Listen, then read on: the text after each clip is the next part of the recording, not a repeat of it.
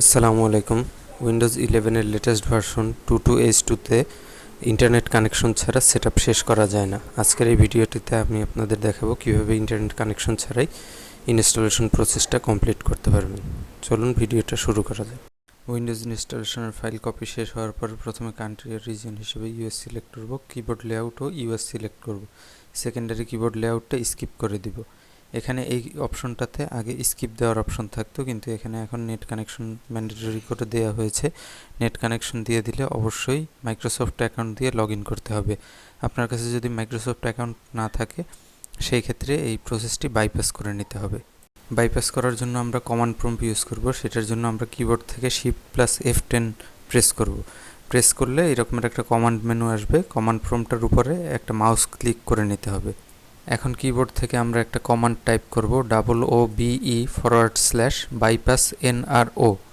এই কমান্ডটা লিখে কিবোর্ড থেকে এন্টার প্রেস করতে হবে।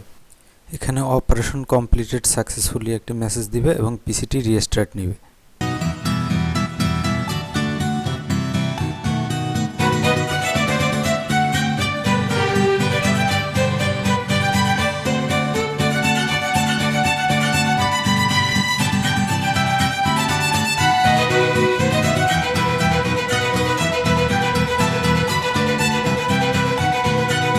এখন এই পর্যায়ে আবার আমরা কান্ট্রি আর রিজিয়ন হিসেবে ইউনাইটেড স্টেটস সিলেক্ট করে নিব। এরপরে কিবোর্ড লেআউট আসবে, কিবোর্ড লেআউটটা ইউএস সিলেক্ট থাকবে, সেকেন্ডারি লেআউটটা স্কিপ করে দিব।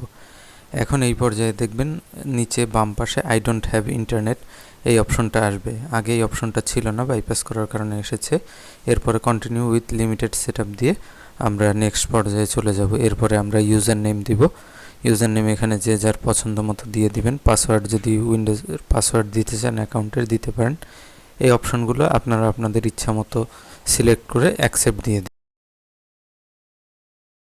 বাকি যে কাজগুলো আছে সেগুলো কমপ্লিট করে এরপরে ডেস্কটপ আইকনগুলো চলে আসবে।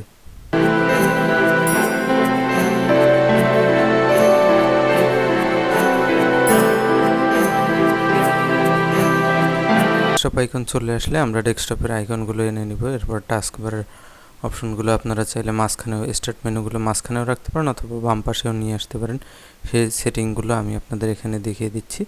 এরপরে আপনারা আপনাদের প্রয়োজনীয় কাজগুলো সেট আপ করে উইন্ডোজ ইউজ করতে পারবেন।